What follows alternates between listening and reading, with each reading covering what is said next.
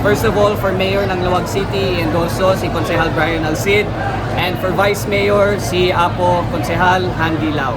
At medyo nadismaya lang kami, sa totoo lang, sa nangyari nung nakaraan, pati yung tatay ko nagulat, pati sa Pangulo nagulat, si Senadora nagulat, nung humingi ang City Hall sa amin, sa aking opisina ng 1 billion pesos para sa isang kalsada papunta ng SM. Well, I think pictures explain, pictures can say 1,000 words. Sinabi ko naman, nag-meeting na ang aming pamilya as early as 2 weeks ago. At ang desisyon po ni Apo Pangulo, ni Senadora Amy, ni Gov. Matthew, at ako ay i-endorso first of all, for Mayor ng Laoag City, i-endorso si Konsehal Brian Alcid, and for Vice Mayor si Apo Konsehal Handy Lau.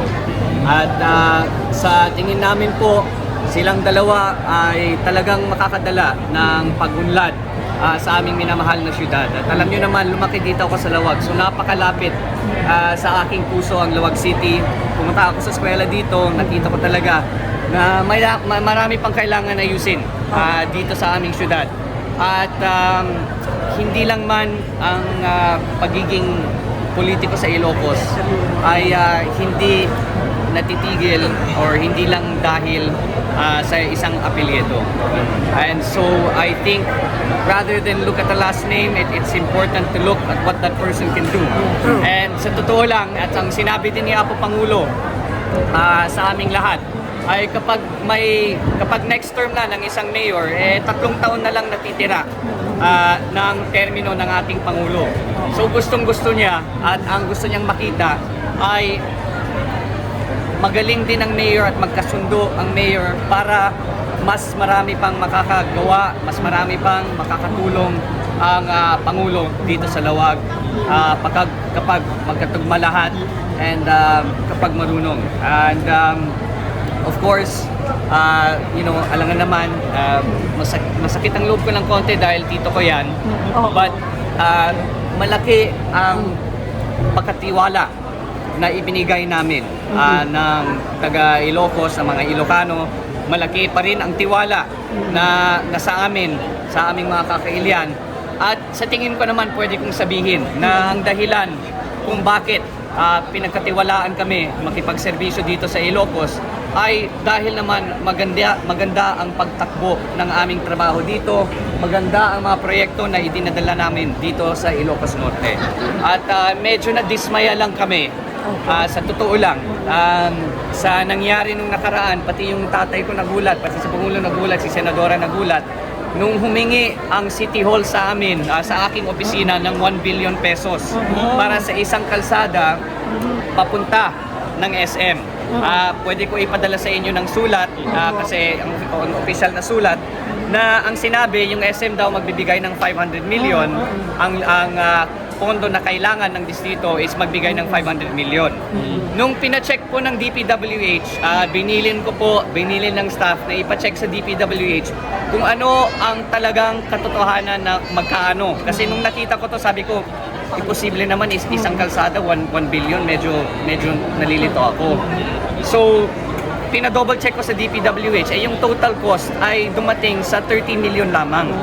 So, paano naging 1 billion ang isang kalsada na 30 million? Pag-iisipan na lang natin, kung hindi ko yan pina-check at nag-oo ako sa pagbigay ng pondo ng 500 million para sa kalsada na yan, 470 million pesos ang nasayang dyan. I cannot on my watch allow that to happen or allow someone not to be able to double check and have the due diligence to be able to see that these are the real costs of the programs that have to be implemented. Can you 470 million pesos? Hindi yan maliit na bagay. That's ilang multi-purpose building yan. Ilang flood control na kailangan natin, lalo na sa Gabu. Ilang mga tulay na nasira, pang-ayos. Ilang mga covered court na kailangan tapusin. So, kahit sasabihin ng City Hall na sinabi naman ng SM sa amin na ito yung total cost, ba't hindi nyo naman pina-check? So, again, malaki ang pinagkatiwalaan sa amin ng mga Ilocano dahil sa tingin ko naman maganda ang pagtakbo ng aming trabaho dito sa Ilocos Norte. Ay ayaw na ayaw ko mapapahiya kami dito sa Lawag, ayaw na ayaw ko mapapahiya ang aking pamilya dito sa Ilocos Norte. So, para sa amin, this goes beyond family already. This is about competence. This is about public service. And for me, public service is a public trust. And so, nakipagdesisyon ang aming pamilya na sa tingin ko namin ay ang pinakamagaling at ang pinakabagay na kailangan magpalingkod sa siyudad ng Lawag ay si Konsehal Brian Alcid. At sa akin naman mga kakailian, ang hininghingi ko lang sa kanila na ilinagay nila sa akin ang kanilang tiwala, ang aking suporta noong 2022 at I hope naman na hindi ako nag-disappoint, hindi sila nabitin sa aming mga ginawa dito sa Primero Distrito.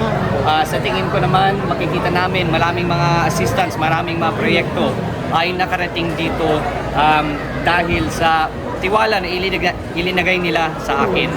Kaya ang hinihingi ko sa mga Lawagenyo ngayon at ang aking hinihingi ko sa kanila ay kung pwede, ilagay nila ang tiwala sa akin, ilagay nila ang tiwala sa pamilya Marcos para sa kandidato sa pagka-mayor at vice-mayor at pangako ko po sa mga Lawagenyo ay hindi sila mabibiguan sa tao na ihinaharap namin sa kanila.